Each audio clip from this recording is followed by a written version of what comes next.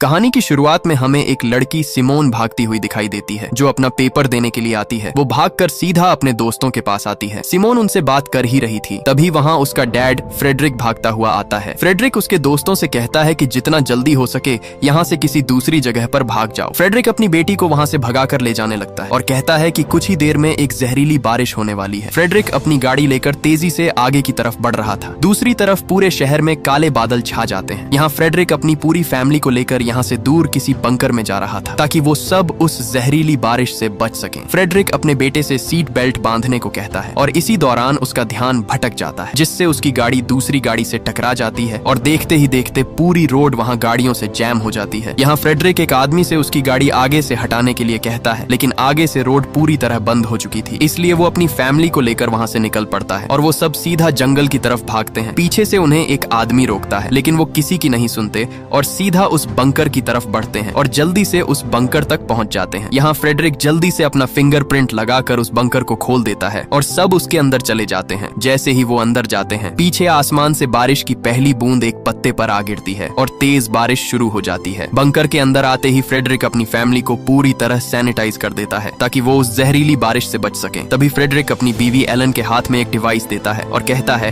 कि इस डिवाइस में बंकर से जुड़ी सब मालूमात है। तभी फ्रेडरिक एक सूट पहनकर बाहर जाने के लिए तैयार हो जाता है। जाने से पहले फ्रेडरिक अपनी बेटी सिमोन से कहता है कि मुझे हर हाल में बाहर जाना होगा क्योंकि मैं ही इस जहरीली बारिश को रोक सकता हूँ और अगर इसको रोका ना गया तो कोई भी जिंदा नहीं बचेगा। लेकिन आगे से सिमोन उसे बाहर जाने से मना करती है, लेकिन फ्रेडरिक उसे कहता है कि मैं वादा करता हूँ हर हाल में वापस आऊंगा। वो उसे अपने भाई का ख्याल रखने के लिए कहता है और वहाँ से चला जाता है। उसके जाते ही सिमोन अपने मोबाइल पर देखती है तो वहाँ उसके दोस्त भी मुसीबत में थे क्योंकि उसके दोस्तों के माँ बाप भी उस जहरीली बारिश की वजह से मारे जा चुके थे। ये देखकर वो बहुत घबरा जाती है। इधर एलन बच्चों के लिए चॉकलेट बना रही थी, लेकिन उसके चेहरे और कांपते हुए हाथों से साफ पता चल रहा था कि उसके अंदर भी खौफ बढ़ता जा रहा था। इसी दौरान उस बंकर का दरवाजा जोर जोर से कोई पीटने लगता है। यहाँ एलन उन्हें मना करती है और बताती है कि अगर तुम्हारे डैड होते तो वो खुद अपना फिंगरप्रिंट लगाकर अंदर आ जाते, इसलिए वो उन्हें उस आवाज को नजरअंदाज करने के लिए कहती है। लेकिन आगे से सिमोन अपनी माँ से कहती है कि हमें देखना चाहिए, क्या पता वो हमारे डैड ही हों। इसलिए वो तुरंत आकर उस बंकर का दरवाजा खोल देती है और उसके सामने वही आदमी खड़ा हुआ था जो पहले उन्हें जंगल के अंदर जाने से रोक रहा था। वो आदमी उस बारिश में पूरी तरह भीगकर इन्फेक्टेड हो चुका था और इसी दौरान वो सिमोन के भाई को पकड़कर बाहर खींचता है, लेकिन तभी एलन वहां भागकर उस आदमी पर कूद जाती है और इसी दौरान उस जहरीली बारिश की वजह से वो वहां तड़पने लगती है। वो दोनों को जल्दी अंदर जाने के लिए कहती है, इसलिए सिमोन तुरंत उस बंकर का दरवाजा बंद कर देती है। अपनी माँ को मरते देखकर वो वहां फूट फूट कर रोने लगते हैं क्योंकि अब उनकी माँ उनके बीच नहीं रही। तभी सिमोन अपने डैड को कॉल करती है, लेकिन उसका डैड उसकी कॉल नहीं उठा रहा था, मतलब वो भी किसी खतरे में है। इसके बाद वो अपने भाई को रात के लिए सुला देती है। अगले दिन सिमोन का भाई वही डिवाइस देखता है जो उसके डैड ने उसकी माँ को दी थी। जब सिमोन उसे देखती है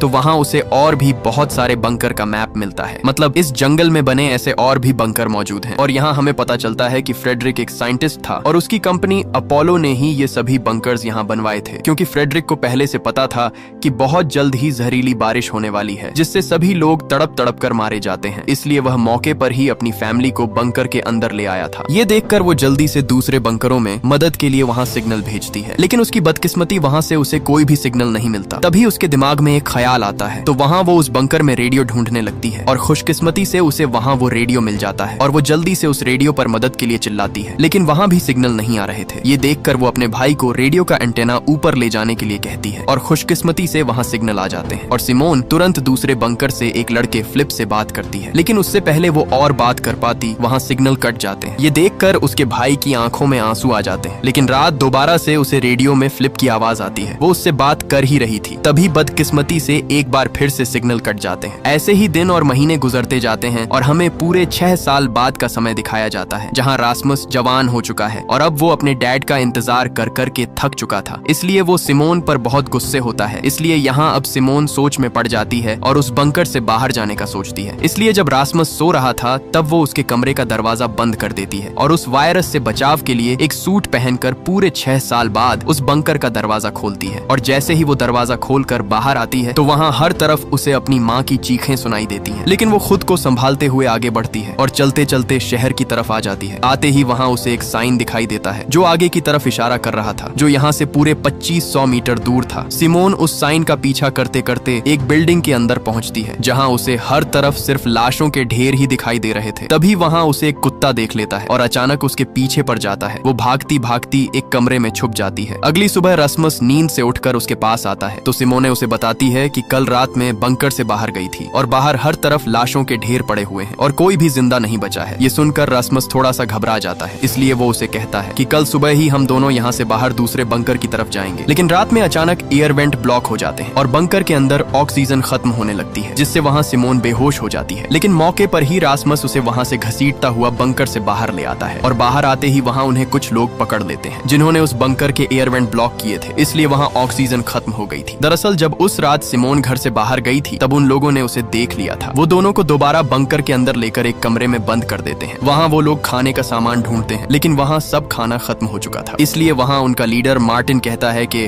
उन दोनों को यहीं अकेला सड़ने के लिए छोड़ दो और फिर सब वहाँ से जाने लगते हैं। लेकिन तभी सिमोन वहाँ उसे आवाज लगाती है और उसे बताती है कि मुझे ऐसे और भी बंकरों के बारे में पता है, लेकिन उनकी लोकेशन सिर्फ और सिर्फ मुझे ही पता है और उन बंकरों में ढेर सारा खाना पड़ा हुआ है। ये सुनकर मार्टिन सोच में पड़ जाता है और उन दोनों को अपने ग्रुप में शामिल कर लेता है। इसके बाद वो सब वहाँ से आगे बढ़ते हैं और थक हार कर वो एक जगह पर आराम करते हैं। यहाँ मार्टिन सिमोन को बताता है कि शायद हम ही इस दुनिया में अकेले बचे हैं, क्योंकि बाहर पूरी दुनिया उस जहरीली बारिश की वजह से तबाह हो चुकी है और जो लोग बचे हैं वो एक दूसरे को मार रहे हैं क्योंकि सब खाना खत्म होता जा रहा है। इसलिए मैं वहाँ खाना ढूंढने के लिए आया था और मुझे मजबूरन तुम्हें बंदी बनाना पड़ा। इसके बाद सीन कट होता है और हमें मार्टिन दिखाया जाता है क्योंकि वह सोल्जर था। वहाँ उसे एक औरत को मारने का कहा गया था जो उस बारिश से इन्फेक्टेड हो चुकी थी, लेकिन मार्टिन उस औरत के हाथ में बच्चा देखकर उस पर शूट नहीं कर पाता और उस इन्फेक्टेड औरत की वजह से उसके सारे साथी उस वायरस की चपेट में आ गए और उस औरत के साथ साथ सब मारे जाते हैं। लेकिन वह मौके पर अपनी जान बचाकर वहाँ से भाग निकला था। इसके बाद सीन प्रेजेंट में आता है जहाँ वे सब दूसरे बंकर्स की तरफ बढ़ रहे थे, लेकिन तभी वहाँ मार्टिन को कुछ शिकारी दिखाई देते हैं जिसे देखकर वह तुरंत नीचे छुप जाते हैं। वो शिकारी अपना ड्रोन वहाँ उड़ाते हैं और अचानक उन्हें एक लड़की भागती हुई दिखाई देती है। वो उसे पकड़ने के लिए उसके पीछे भागते हैं। इसी का फायदा उठाकर मार्टिन सबको वहाँ से जाने के लिए कहता है, लेकिन सिमोन उसे मना कर देती है और कहती है कि हमें उस लड़की की जान बचानी चाहिए। इसलिए न चाहते हुए भी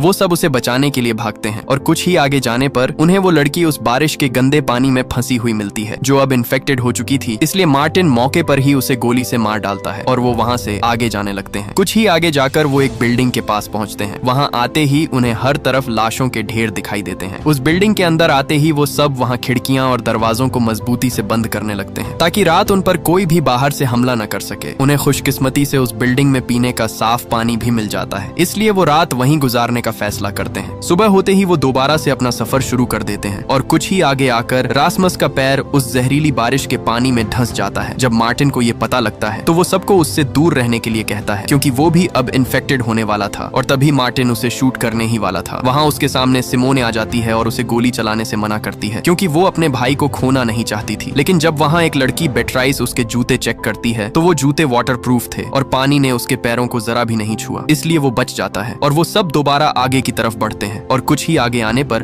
उन्हें वो दूसरा बंकर मिल जाता है। यहाँ सिमोन जल्दी से अपना फिंगरप्रिंट लगाकर उस दरवाजे को खोल देती है। जैसे ही वे अंदर जाते हैं तो वहाँ उन्हें खाने का ढेर सारा सामान मिल जाता है जिससे वे सब कई दिनों के बाद अपना पेट भरते हैं। इधर सिमोन को एक मोबाइल मिलता है जहाँ उसे फ्रेडरिक के बॉस की एक वीडियो मिलती है। उसमें उसका बॉस उसे इमरजेंसी में स्वीडन आने के लिए कह रहा था। वो ये भी बताता है कि तुम ही सिर्फ एक ऐसे इंसान हो जो इस जहरीली बारिश को रोक सकते हो। इसीलिए सिमोन वो वीडियो मार्टिन को दिखाती है और कहती है कि हो ना हो मेरे डैड जरूर स्वीडन में ही होंगे। वो मार्टिन से कहती है कि हमें आज ही स्वीडन चलना चाहिए, लेकिन मार्टिन उसे साफ साफ मना कर देता है और बताता है कि मुझे नहीं लगता कि वहाँ कोई जिंदा होगा क्योंकि हमारे अलावा यहाँ कोई भी नहीं बच पाया। इसलिए वो वहाँ से चला जाता है। लेकिन सिमोन को अभी भी अपने डैड की फिक्र थी, इसलिए वो दोनों बहन भाई उसी दिन वहाँ से आगे की तरफ निकल पड़ते हैं। इधर बिएट्रिस और उसकी दोस्त आकर सिमोन और रास्मस के बारे में पूछती हैं। आगे से मार्टिन उनसे कहता है कि वो दोनों स्वीडन अपने डैड को ढूंढने के लिए निकल गए। ये सुनकर वो दोनों भी मार्टिन को अकेला छोड़कर वहाँ से चले जाते हैं और उन्हें ढूंढने के लिए आगे बढ़ते हैं। कुछ ही आगे आकर वो सिमोन और उसके भाई रास्मस दोनों को ढूंढ लेते हैं। इधर मार्टिन और पैट्रिक ही सिर्फ उस बंकर में अकेले रह जाते हैं, इसलिए मार्टिन बहुत गुस्से में होता है। यहाँ सब दोस्त एक बार फिर से आगे बढ़ते हैं और एक बिल्डिंग में अपना पेट भर के खाना खाते हैं। वो खाना खाकर बैठे ही थे तभी वहाँ वो शिकारी आ जाते हैं, जिसे देखकर वो सब वहाँ से उल्टे पैर भाग निकलते हैं। लेकिन इधर भागते समय सिमोन बाकी दोस्तों से बिछड़ गई थी। वो उन्हें ढूंढते ढूंढते एक जगह आ पहुंचती है जहाँ उसे एक बच्चा खड़ा दिखाई देता है। लेकिन तभी उसे आसमान पर घने काले बादल बढ़ते हुए दिखाई देते हैं, इसीलिए वो उस बच्चे को लेकर वहाँ से भाग जाती है। वो बच्चा वहाँ भूख खत्म करने के लिए गोलियां लेने लगता है, लेकिन तभी सिमोन उसे कुछ खाना दे देती है और और इसी दौरान उस बच्चे का बाप वहाँ आ जाता है और वो सिमोन को शिकारी समझकर अपना बच्चा लेकर वहाँ से चला जाता है। और जैसे ही वो बाहर आता है वहाँ उसे वो शिकारी घेर लेते हैं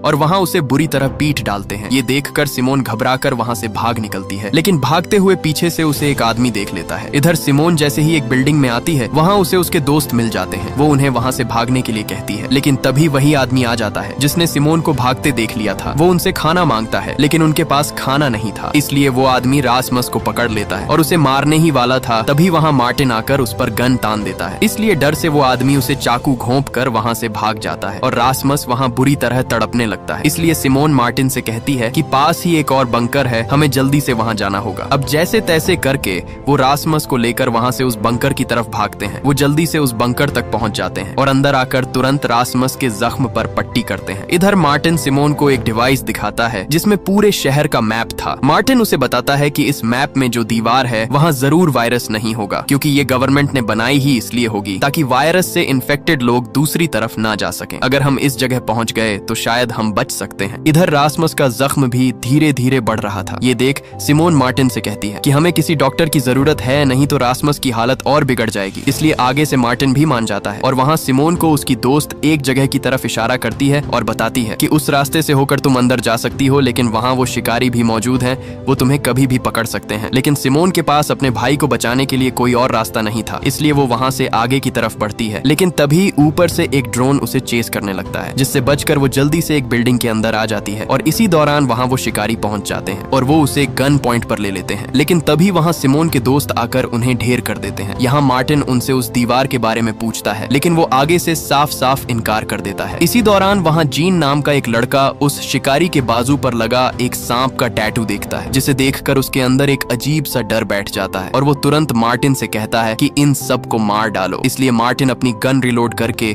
उन्हें वहीं पर मार डालता है और वो सब रासमस को वहाँ से लेकर उसी डॉक्टर की तरफ बढ़ते हैं। वो आगे बढ़ ही रहे थे, तभी वहाँ जीन के दिमाग में उसी टैटू के बारे में ख्याल आता है। इसी के साथ सीन फ्लैशबैक में जाता है, जहाँ जीन एक घर पर रह रहा था। वहाँ 3 लोग थे, जिनमें एक छोटी लड़की और उसकी माँ और पिता थे। क्योंकि जीन की माँ और पिता उस वायरस से मारे गए थे, इसलिए उसे एक घर में पनाह मिल गई थी। एक दिन जब जीन उस घर में काम कर रहा था, तभी वहाँ शिकारियों की एक गाड़ी आती है। तब वो उस लड़की का बाप जाकर बाहर देखता है, तो वो शिकारी उससे कोई बात पूछते हैं, लेकिन वो आगे से मना कर देता है और बात न बताने पर वो उसे वहीं पर गोली मार डालते हैं। इधर जीन भी उन्हें एक सुराख से देख रहा था। तभी वहाँ उसे वही आदमी दिखाई देता है जिसके हाथ में सांप वाला टैटू छपा हुआ था। ये देखकर जीन उस लड़की का मुंह जोर से दबाकर बंद कर देता है ताकि उसकी आवाज वो शिकारी न सुन ले। इसी दौरान वो शिकारी उस लड़की की माँ को भी पकड़कर वहाँ से ले जाते हैं। जब वो चले जाते हैं तब जीन उस लड़की के मुंह से हाथ हटा देता है, लेकिन जब वो देखता है तो वहाँ वो लड़की अपना दम तोड़ चुकी थी। ये देखकर जीन अंदर से पूरी तरह टूट जाता है। इसके बाद सीन प्रेजेंट में आता है, जहाँ वे सब एक जगह पर पहुँचते हैं। वहाँ वे ड्रोन की मदद से उस डॉक्टर के घर का पता लगाते हैं और पता लगाकर वो उस डॉक्टर के घर तक पहुँच जाते हैं और तभी वो उस डॉक्टर के घर का दरवाजा खटखटाते हैं। तभी वो डॉक्टर बाहर निकलकर उन पर गन तान देती है, लेकिन जैसे तैसे करके सिमोन उसे शांत करती है और मौके पर ही मार्टिन उसे सब कुछ बता देता है कि उन्हें उसकी मदद की बहुत जरूरत है। इसलिए वो उनकी मदद के लिए तैयार हो जाती है और वो डॉक्टर रासमस के जख्म पर टांके लगा देती है। इसी दौरान वो उसे बताती है कि रासमस का जख्म अभी पूरी तरह ठीक नहीं हुआ, इसलिए हमें इसे टेटेनस का इंजेक्शन लगाना होगा। वो उनसे कहती है कि इंजेक्शन के लिए हमें एक बंकर में जाना होगा जो उसके घर के पास ही है। इसलिए वो तीनों उसी बंकर की तरफ बढ़ते हैं और आते ही सिमोन को वही बंकर दिखाई देता है जो उसके डैड की कंपनी अपोलो का था। डॉक्टर उसे बताती है कि मैं भी अपोलो कंपनी में काम करती थी, इसलिए मुझे भी यही बंकर दिया गया। अंदर आते ही वो डॉक्टर सिमोन के लिए एक इंजेक्शन तैयार करती है और उसे एक बेड पर बांध देती है। तभी वो डॉक्टर सिमोन को धक्का देकर उसे भी एक रस्सी से बांध देती है। वो उसे बताती है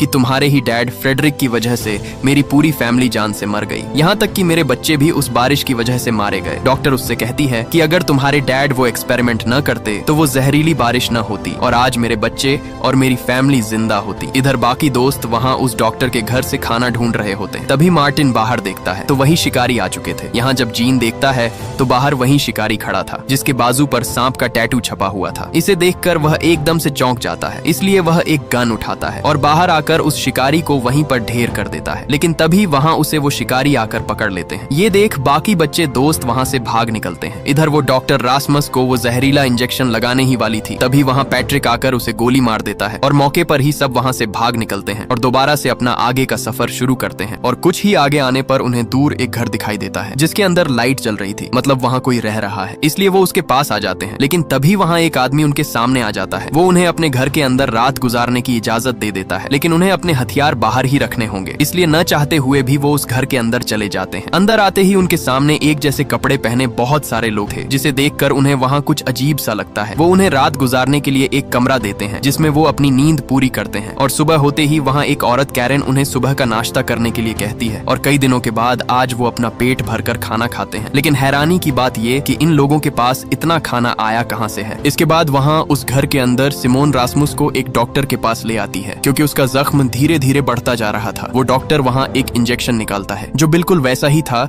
जो पहले उस डॉक्टर के पास था जो इन्हें मारना चाहती थी। इसलिए ये देखकर सिमोन उसे मना कर देती है और कहती है कि रासमुस को बेहोश किए बिना उसका इलाज करे। इसलिए वो डॉक्टर उस इंजेक्शन को साइड पर रख देता है, और जब उस डॉक्टर का ध्यान रासमुस की तरफ जाता है तो मौके पर ही सिमोन वहाँ से एक इंजेक्शन को अपने पास छुपा लेती है। वो जल्दी से उन इंजेक्शन को चेक करने लगती है। चेक करते ही उसे पता चलता है कि ये अपोलो कंपनी के ही इंजेक्शन थे। रात को सब लोग खाना खा रहे थे, लेकिन इधर मार्टिन छुपकर पूरे घर की छानबीन कर रहा था। तभी वो एक फ्रिज को खोलता है तो वहाँ उसके सामने इंसान की कटी हुई बॉडी लटक रही थी, जिसे देखकर उसके पैरों तले जमीन ही खिसक जाती है। इधर वो आदमी सब दोस्तों को एक छोटा सा पैकेट देता है और सबसे कहता है कि अगर किसी के पैकेट में एक छोटा सा फूल आ गया तो उसको अपनी जान देनी होगी। मतलब यहाँ सब लोगों की भूख को मिटाने के लिए हम उसे काटने वाले हैं। ये सुनकर वो सब एकदम से चौंक जाते हैं। वो वहाँ से जाने की कोशिश करते हैं, लेकिन उन्हें फिर से बैठा दिया जाता है। तभी मौके पर मार्टिन आकर उस आदमी के मुंह पर मुक्का दे मारता है, लेकिन इसी दौरान वो डॉक्टर उसे गन पॉइंट पर ले लेता है। वो आदमी सबसे उनके पैकेट खोलने को कहता है। यहाँ धीरे धीरे सब अपना पैकेट खोलने लगते हैं, लेकिन आखिर में जब लीना अपना पैकेट खोलती है तो उसी के पैकेट से ही वो फूल निकल आता है, जिसे देखकर उसका होश ही उड़ जाता है। वो लोग वहाँ से उसे ले जाने लगते हैं, लेकिन तभी वही औरत कैरेन उसके हाथ से वो फूल ले लेती है और कहती है कि मैं इसे अपनी बेटी जैसा समझती हूँ, इसीलिए मैं नहीं चाहती कि ये हमारी खुराक बने। वो बताती है कि ली की जगह मैं खुद अपनी जान देने के लिए तैयार हूँ। ये सुनकर ली वहाँ रोने लगती है और वो औरत उसे आखिरी बार हाथ मिलाकर वहाँ से चली जाती है। इसके बाद वो सब वहाँ से जाने के लिए तैयार हो जाते हैं। तभी उस डॉक्टर से सिमोन अपने डैड फ्रेडरिक के बारे में पूछती है। आगे से डॉक्टर उसे बताता है कि हाँ, मैं ही फ्रेडरिक का असिस्टेंट था और इस वायरस के फैलने में मेरा और फ्रेडरिक दोनों का हाथ है। ये सुनकर सिमोन दुखी होकर वहाँ से चली जाती है, लेकिन तभी वहाँ वो आदमी उस डॉक्टर को भी अपने घर से जाने के लिए कह देता है। इधर सब लोग जंगल से आगे बढ़ ही रहे थे। तभी वहाँ वही डॉक्टर आ जाता है और एक इंजेक्शन दिखाकर कहता है कि इसी इंजेक्शन की वजह से वो जहरीली बारिश फैली और सब कुछ खत्म हो गया। तभी वो इंजेक्शन अपने गले में घोंप देता है, जिससे वो तड़पने लगता है, लेकिन तभी मार्टिन उसे गोली दे मारता है और उसका काम वहीं पर तमाम हो जाता है। रात वो एक खाली घर के अंदर गुजारते हैं और सुबह होते ही मार्टिन सिमोन को वही मैप दिखाता है जिसमें वो दीवार थी। वो उससे कहता है कि हमें किसी भी तरह करके वहां तक पहुंचना होगा, नहीं तो हमारा बचना मुश्किल है। इसलिए मार्टिन सबको वहां उस दीवार के पार चलने के लिए कहता है, लेकिन यहाँ रासमुस उसे मना कर देता है और कहता है कि मैं नहीं जा सकता क्योंकि मेरी तबीयत अभी बाहर जाने की नहीं है। लेकिन सिमोन अपने भाई को अकेला नहीं छोड़ना चाहती, इसलिए वो किसी एक को उसके पास रोकने के लिए कहती है। यहाँ बेट्रिस उसके पास रुकने के लिए तैयार हो जाती है। इसके बाद वो चारों वहाँ से निकल पड़ते हैं। कुछ ही आगे आने पर वहाँ उन्हें एक और बंकर मिल जाता है। उसके अंदर आते ही उन्हें वहाँ कुछ पेंटिंग्स बनी हुई दिखाई देती हैं। मतलब इस बंकर में कोई फैमिली रह रही थी। उनकी खुशकिस्मती कि उन्हें वहाँ भी बहुत सारा खाना मिल जाता है। इसी दौरान पैट्रिक को एक टैबलेट मिलता है जिसमें कुछ वीडियोस रिकॉर्ड थी। पैट्रिक जब वो टैबलेट सिमोन को देता है तब उसे पता चलता है कि इस जहरीली बारिश के पीछे उसके डैड फ्रेडरिक का भी हाथ था, जिसे देखकर उसे बहुत बुरा लगता है। वो तुरंत उस बंकर से बाहर निकलते हैं, लेकिन तब तक देर हो चुकी थी क्योंकि बाहर वो जहरीली बारिश शुरू हो चुकी थी। इसलिए वो दोबारा उसी बंकर में रात गुजारने का फैसला करते हैं। इधर सिमोन और पैट्रिक जब बातें कर रहे थे तब पैट्रिक उसे बताता है कि मेरा किसी को भी ख्याल नहीं है, यहाँ तक कि मार्टिन भी मुझे बहुत कुछ सुनाता रहता है। इसलिए वो एकदम से उठकर उस जहरीली बारिश में चला गया। यहाँ सिमोन उसे रोकने की कोशिश करती है, लेकिन तभी वो उसे धक्का देकर नीचे बारिश में गिरा देता है और वो भी अब पूरी तरह बारिश के अंदर भीग चुकी थी। इसी दौरान मार्टिन अपनी गन लेकर आ जाता है। वो उसे गोली मारने ही वाला था, तभी उसके सामने लिया आ जाती है। वो उसे गोली चलाने से रोकती है, लेकिन मार्टिन भी साफ साफ मना कर देता है। इसीलिए लिया भी उसके साथ बारिश में चली जाती है, लेकिन तभी वो देखता है कि बारिश का कोई भी असर उन पर नहीं हो रहा। तब वो अपनी गन नीचे कर देता है और उन्हें बंकर के अंदर भेज देता है। इधर रासमस और बिएट्रिस दोनों बैठे ही थे। तभी उस बारिश की एक बूंद बिएट्रिस पर जा गिरती है, जिसे देखकर उसके होश ही उड़ जाते हैं। वो वहाँ रोती है क्योंकि अब वो भी इन्फेक्टेड होने वाली थी। लेकिन रासमस उसे यकीन दिलाता है कि एक बूंद से कुछ भी नहीं होता, तुम बेफिक्र हो जाओ। इसलिए वो पूरी रात डर से गुजारती है। इधर जब मार्टिन को पता चलता है कि सिमोन खुद बारिश में नहीं गई थी, बल्कि उसे पैट्रिक ने जानबूझकर धक्का दिया था, इसलिए वो उस पर गुस्से होता है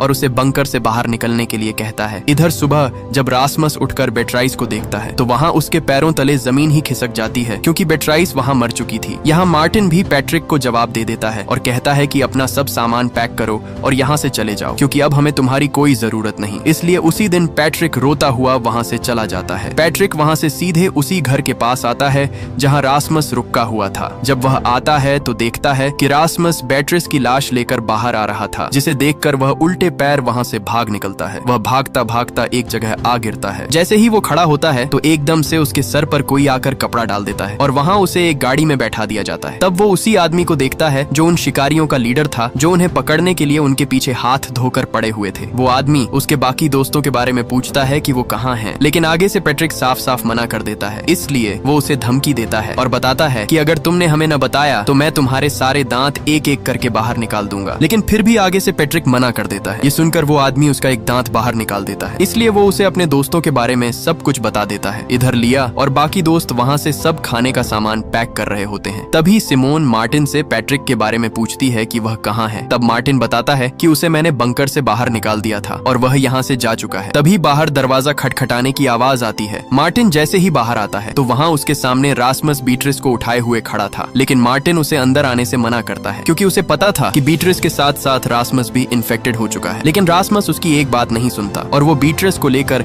सीधे बंकर के अंदर आता है। रासमस बीट्रिस को मरा हुआ देखकर बहुत दुख में था। तभी सिमोन एक सूट पहनकर उसके पास आती है और उसे कहती है कि बीट्रिस अब मर चुकी है, इसलिए अब तुम्हें इसे छोड़कर हमारे साथ चलना होगा। लेकिन रासमस उसे साफ साफ मना कर देता है और इसी दौरान रासमस एक रेडियो लेकर वहाँ से चला जाता है। वो वहाँ से आगे आता ही है कि तभी उसके रेडियो में किसी की आवाज आती है। जब वो बात करता है तो वही शिकारी आगे से उसे बताता है कि तुम कितने लोग हो, अगर तुमने हमें न बताया तो मैं तुम्हारे दोस्त पैट्रिक को मार डालूंगा। इसलिए अब न चाहकर भी वो उन्हें अपनी लोकेशन बता देता है। इसी दौरान पैट्रिक उस शिकारी को बताता है कि रासमस पहले एक इन्फेक्टेड लड़की के पास था, लेकिन वह खुद अभी तक इन्फेक्टेड नहीं हुआ। ये सुनकर आगे से वो शिकारी खुश हो जाते हैं कि वही एक ऐसा इंसान है जो हमारे काम आ सकता है। इधर मार्टिन और लिया दोनों बीट्रिस की बॉडी को जंगल में दफना देते हैं, लेकिन तभी वहाँ सिमोन आ जाती है और वो वहीं एक मैप दिखाकर कहती है कि हमें अब रासमस और पैट्रिक दोनों को ढूंढना होगा, क्योंकि उन शिकारियों ने उन्हें पकड़ रखा है। वो जल्दी से ड्रोन उड़ाती है और वहाँ एक शिकारी का ध्यान भटकाने के लिए एक आवाज लगाती है। वो शिकारी उस आवाज का पीछा करते हुए एक जगह पहुंचता है और आते ही सब दोस्त उसे वहाँ पकड़ लेते हैं। यहाँ मार्टिन रेडियो से उसके लीडर से बात करता है और कहता है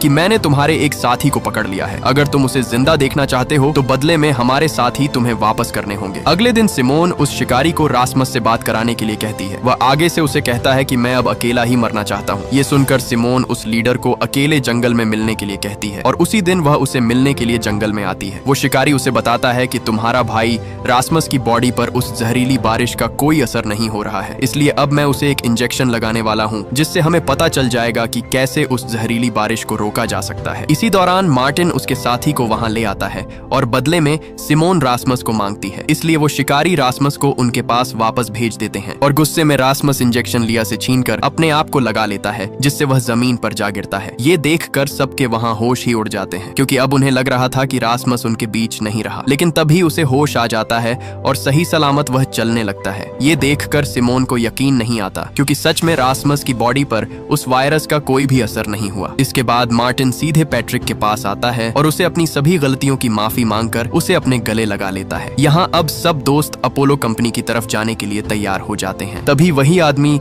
रासमस के माथे पर प्यार देकर कहता है कि तुम ही हम सबको बचाने के लिए हमारी आखिरी उम्मीद हो। इसके बाद वो सब वहाँ से निकल जाते हैं। कुछ ही देर में वो सब अपोलो कंपनी तक पहुँच जाते हैं। पहुँचते ही वो शिकारी सिमोन और रासमस को ही आगे जाने के लिए कहता है। बाकी सब लोग अंदर नहीं जा सकते, उन्हें एक बंकर में ही रुकना होगा। वो दोनों कुछ ही आगे बढ़ते हैं तो वहाँ उनके सामने फ्रेडरिक आ जाता है, यानी सिमोन का डैड। ये देखकर वह एकदम से चौंक जाती है। वह अपने डैड पर बहुत गुस्सा होती है, क्योंकि उसके डैड ने वापस आने का वादा किया था, लेकिन कई साल बीत गए और वो नहीं आए। तभी अचानक रासमस नीचे गिरकर बेहोश हो जाता है। वो जल्दी से उसे मेडिकल वार्ड में ले जाते हैं और फ्रेडरिक सिमोन को बाहर इंतजार करने के लिए कहता है। इधर जैसे ही सब दोस्त उस बंकर के अंदर आते हैं, वहाँ लिया को जीन की जैकेट मिलती है। वो उसे ढूंढते हुए कुछ ही आगे बढ़ती है तो जीन उसके सामने खड़ा था, जिसे देखकर उसकी खुशी का कोई ठिकाना नहीं रहता। मतलब जीन अभी भी जिंदा शर्मिंदा था क्योंकि वो शिकारी असल में अपोलो कंपनी के ही थे। दूसरी तरफ फ्रेडरिक सिमोन को रासमस को दिखाने के लिए उसकी वार्ड के बाहर ले आता है। सिमोन अंदर जाना चाहती थी लेकिन फ्रेडरिक उसे रोक लेता है और कहता है कि घबराने की कोई बात नहीं है, मैं ये सब तुम्हारे लिए ही कर रहा हूँ ताकि तुम सब इस वायरस से बच सको। इधर वार्ड में एक डॉक्टर रासमस की थूक का सैंपल लेना चाहती थी लेकिन रासमस उसे मना कर देता है। तब वो डॉक्टर उसके साथ जबरदस्ती करती है जिससे रासमस उसके हाथ पर काट लेता है। दूसरी तरफ फ्रेडरिक जल्दी से सिमोन के पास आता है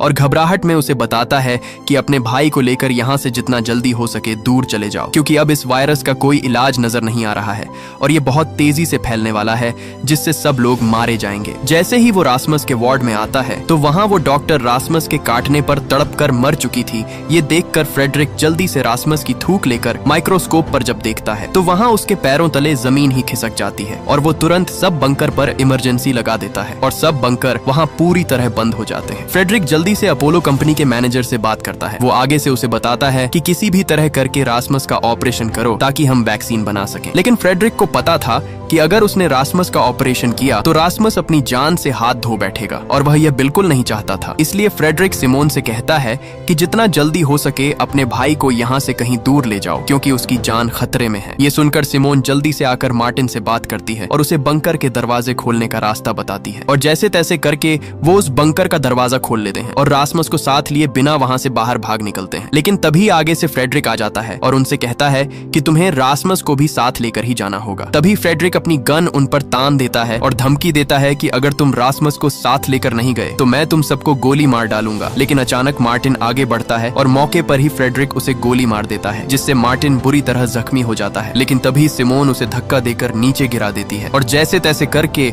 वो सब अपनी जान बचाकर वहां से भाग निकलते हैं। और इस मूवी का पार्ट 1 यहीं पर खत्म हो जाता है। अगर आपको इसका पार्ट 2 चाहिए तो कमेंट में पार्ट 2 लिखें।